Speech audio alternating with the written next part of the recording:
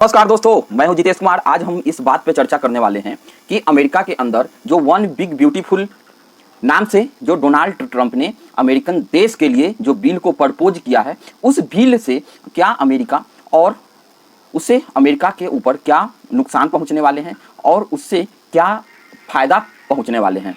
तो अगर हम इसी चीज़ की बात करते हैं तो हम सभी लोग जानते हैं कि जैसा कि इसी बिल को लेकर, वन बिग ब्यूटीफुल बिल को लेकर ही डोनाल्ड ट्रंप और एलॉन मस्क के बीच में तनातनी स्टार्ट हुई थी। आज वही तनातनी टूट के कगार पे पहुंच गई है। अगर टूट की कगार पे पहुंच गई है तो इसका मतलब ये हुआ कि कहीं ना कहीं इस बिल के अंदर कुछ तो ऐसी समस्या होगी जो कि डोनाल्ड ट्रंप ने खुद एलॉन मस्क को डॉजियर के संस्थान के अंतर्गत डाले थे, जिससे अमेरिका के इंटरनल जो भी अधिक खर्च हो रहे हैं उस खर्च में कटौती करना मुख्य मकसद था।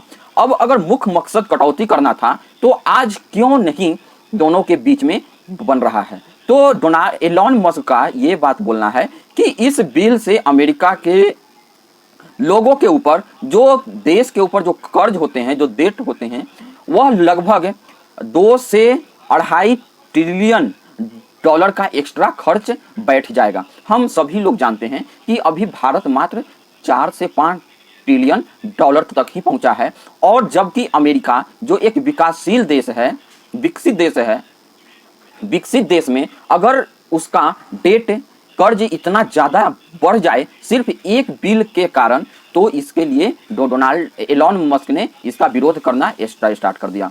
और यही विरोध बोलते बोलते उन्होंने द न्यू अमेरिकन पार्टी के नाम से एक राजनीतिक पार्टी, पॉलिटिकल पार्टी भी स्थापित कर दिए। अब ये चीज़ हम सभी जानने की प्रयास करेंगे कि आखिर इस बिग ब्यूटीफुल बिल के अंदर क्या चीज़ है। देखिए, इस बिग ब्यूटीफुल बिल के अंदर सबसे पहले जो बात की गई है कि जो एक्सटर्नल खर्च होता था उस पर बिल्कुल कटौती कर दिया गया है। जो पहले वहाँ के लोगों को, जैसे जो लोग काम नहीं करते थे, उनको जो भुगतान दिया जाता था उसमें कटौती किया जाएगा।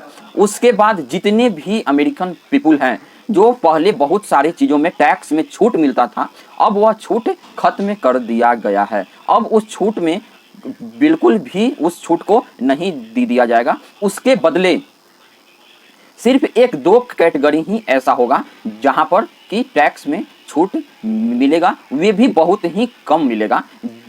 जैसे कि कुछ लोगों का जो गवर्नमेंट के द्वारा जो जीवन यापन करने के लिए जो कुछ पैसा दिया जाता है, जैसे या आप अपने भाषा में हम समझ सकते हैं कि जो पेंशन के रूप में पैसे मिलते हैं उस पे वह टैक्स नहीं लगेगा। दूसरा टैक्स वहाँ पे बंद किया गया है कि जहाँ पे जब कोई रेस्टोरेंट में खाना खाने जाते हैं तो वहाँ पे अमेरिका के अंदर यह टिप्स देने की कल्चर बहुत ही ज़्यादा मात्रा में है। या बोल सकते हैं कि हुज इस बात को लोग मानते हैं कि टिप्स देते ही हैं अक्सर लोग, तो उस टिप्स के अंदर वहाँ का टैक्स नहीं लगेगा, उसको टैक्स से बाहर रखा गया है। आप खुद सोच के देखिए, जब इतनी छोटी छोटी बातों का जब टैक्स में ध्यान रखा गया है, तो इसी प्रकार से और बाकी जितने भी लोग हैं उन सारे लोगों पर टैक्स बढ़ा दिया जाएगा। और टैक्स बढ़ाने से होगा क्या? टैक्स बढ़ाने से होगा कि जो लोग पहले कम टैक्स में भी काम चला लेते थे, अब उन पे एक्सटर्नल और दबाव पड़ेगा, एक्सटर्नल डेट पड़ेगा। उनको ज़्यादा से ज़्यादा गवर्नमेंट को टैक्स के रूप में अमाउंट पेड करनी होगी। दूसरी बात जो इसमें है, उसमें बताया गया है कि अमेरिकन लोगों के लिए यह कहीं ना कहीं एक प्रकार से लोग बता रहे हैं कि वहाँ का जो मेडिकल फैसिलिटी था वह बहुत ही ज़्यादा महंगा था। लेकिन डोनाल्ड ट्रंप जब आए हैं तो मेडिकल फैसिलिटी को ज़्यादा करने के बजाय उसको एक लिमिटेशन लगा दिए हैं कि इतना तक आपको वहाँ के जो सिटीजन हैं उनको फ्री में इलाज होगा। अब जब ये फ्री में इलाज होगा तो वहाँ के लोग बहुत ही ज़्यादा, अभी हम बोल सकते हैं कि इस चीज़ को लेकर नाराज़ हैं कि इस प्रकार के बिल से जो गवर्नमेंट का जो अमाउंट है उस पर ज़्यादा से ज़्यादा उनके ऊपर लोड पड़ेगा। उसके बाद हम और भी देखते हैं तो इसमें जो लोग पहले कुछ काम धंधा नहीं किया करते थे तो वहाँ पे खाने वाला कूपन मिला करता था कि आप किसी भी रेस्टोरेंट में जाइए, वे कूपन दिखाइए और आपको खाना मिल जाया करता था। लेकिन अब ये जो है वह कूपन बहुत ही कम कर दिया गया है। जो पहले ज़्यादा मिलता था अब वह कम कम कम होने लगा। इसके आगे हम और देखते हैं तो उसमें भी हम लोगों ने ये चीज़ देखा कि इस ब्यूटीफुल वीक के अंदर बहुत सारे और भी लूज फोल्सेज हैं। एक प्रकार से कहने का मतलब है कि कहीं ना कहीं यह या तो जनता को ज़्यादा सहूलियत देने के प्रयत्न से बनाया गया है।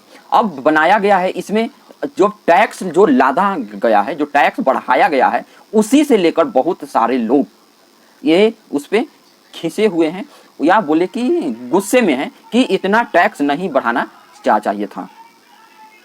अब इसी बात को लेकर डोनाल्ड ट्रंप और एलॉन मस्क के बीच में बात बढ़ने लगी, क्योंकि हम कुछ दिन पहले भी ट्वीट के माध्यम से एलॉन मस्क ने जब न्यू पार्टी बनाई, न्यू अमेरिकन पार्टी, तो उसी को लेकर डोनाल्ड ट्रंप भी भड़क गए। अब डोनाल्ड ट्रंप को भड़कने का मायने क्या है? देखिए, डोनाल्ड ट्रंप को भड़कने के मायने ये हैं कि जो उन्हें पहले कहीं ना कहीं आसान रूप से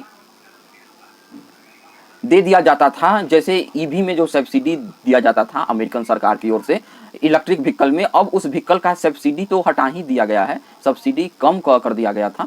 और उसके बाद उस पर टैक्स भी, जो भी गाड़ी लेगा बेचेगा उस पर टैक्स भी लगा दिया गया है। तो इससे क्या होगा कि एलॉन मस्क का बिजनेस जो है वह कहीं ना कहीं बहुत ज़्यादा प्रभावित होंगे। अब जब प्रभावित होंगे तो इसी चीज़ को लेकर ज़्यादा से ज़्यादा एक दूसरे के बीच में बहुत ही ज़्यादा विवाद बढ़ने वाला है।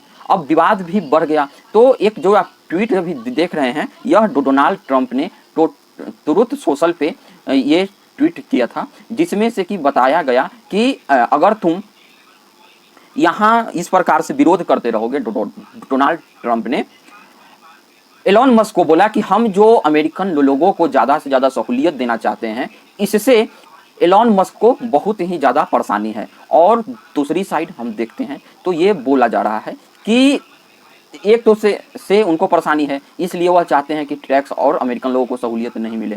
दूसरी साइड ये बात है कि कहीं ना कहीं और बताया गया कि अगर तुम इसी प्रकार से करते रहोगे तो तुम्हारा हम दुकान बंद कर देंगे अमेरिका के अंदर और तुमको फिर से साउथ अफ्रीका जाना पड़ेगा। हम सभी लोग जानते हैं ये डोनाल्ड ट्रंप ने तब बोला जबकि सुअरों की पार्टी एलॉन मस्क ने बोला था डोनाल्ड ट्रंप को। और ये बिग ब्यूटीफुल बिल पास होने में, जैसे वहाँ के जो सारे सीनेटर हैं, जैसे अपने यहाँ संसद है उनके यहाँ सीनेटर होते हैं, अपने यहाँ जो लोकसभा है उनके यहाँ उसको कांग्रेस बोलते हैं, तो कांग्रेस के अंदर जो अपर हाउस और जो लोअर हाउस है, तो जो लोअर हाउस था उसमें इनके पास जो संसद थे वह 80 थे डोनाल्ड ट्रंप के पास, लेकिन फिर भी इनको पास करने के लिए हम सभी लोग जानते हैं कि इनको बहुत ही ज़्यादा ये हुआ कि मुश्किल हुआ, क्योंकि जो शुरुआत में था यह बिल को लेकर बहुत सारे इनके पार्टी के लोग ही इस बिल को खिलाफ कर रहे थे। इस बिल को खिलाफ होते हुए 50-50 से दोनों साइड हो गए, मतलब 50 वोट पक्ष में पड़े और 50 वोट विपक्ष में पड़े। लेकिन अंत में एक जो वोट होता है जो कि वहाँ के उप जो प्रेसिडेंट होते हैं वे डालते हैं, अपने यहाँ भी ऐसा होता है। तो अंत में जो जेडी वेंस हैं उनकी बारी आती है वहाँ पे, तो वे अभी वाइस प्रेसिडेंट हैं, तो उन्होंने जो वाइस प्रेसिडेंट है उन्होंने जो अपना मत है उसको ट्रंप के फेवर में वोट डाला, वन बिग ब्यूटीफुल नाम के बिल के फेवर में डाला, तब जाकर कहीं ना कहीं यह बिल पारित हो पाया। अपर हाउस में तो ये चीज़ आसानी से पास हो गया। कहने का मतलब है कि अब वहाँ के जो कानून है, कानून में यह बिल अब कानून का रूप ले चुकी है। उसके बाद हम देखने के प्रयास करते हैं कि इसको कितने लोग पसंद करते हैं, तो 29% लोग इसको पसंद करते हैं अमेरिका के अंदर। विरोध में कितने हैं, तो 50% लोग विरोध में हैं, और जिनको इसके बारे में ज़्यादा समझ आ नहीं रहा है वे 21% लोग इस प्रकार के अपने एक सर्वे के मुताबिक अपना विचार दिए हैं।